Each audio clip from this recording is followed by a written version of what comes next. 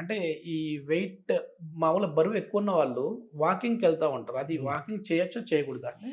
అదే మోకాళ్ళ నొప్పులున్న వాళ్ళు? చూసినట్టయితే చాలా కామన్‌గా మన క్లినిక్‌కొచ్చేవాళ్ళు 40, 50, హ్మ్. 60 ఇయర్స్ వాళ్ళొస్తుంటారు. మోకాళ్ళ నొప్పులతోటొస్తుంటారు. యెస్. సో, ఈ వాకింగ్ ఎక్కువ చేద్దామంటే మోకాళ్ళ నొప్పులు. హ్మ్. మోకాళ్ళు హ్మ్. ఎప్పుడైతే ఈ కార్టిలేజ్ ఒక వయసు రీత్యా ఈ కార్టిలేజ్ ముదిలేస్తే అరుగుతుందో, హ్మ్. హ్మ్. అప్పుడు నొప్పులు రావడం మొదలుపెడతది. ఒకసారి నొప్పులొచ్చినప్పుడు ఎక్కువ దూరం వాళ్ళని వాకింగ్ చేయండి అవన్నీ అంటే వాళ్ళతోటి చేయలేరు. ఓకే. ఓకే. సో, ఎప్పుడైతే బాగా స్ట్రెయిన్ చేసుకొని వాకింగ్ చేద్దామనుకుంటే నొప్పెక్కువైతుంది. ఆ! రాత్రి నిద్ర డిస్టర్బ్ అయితుంది. యెస్. యెస్. దానివల్ల యెస్. బీపీ పెరగడము, షుగర్ ఇంబాలెన్స్ రావడము. హ్మ్. సో, హ్మ్. డైటింగ్ చేద్దామనుకుంటారు. ఏం తినాలో, ఏం తినొద్దో అవును. వాళ్ళకర్థం కాదు. సో, ఏం చేస్తారంటే చాలామంది డైటింగ్ అంటే చాలా తక్కువ తింటాం.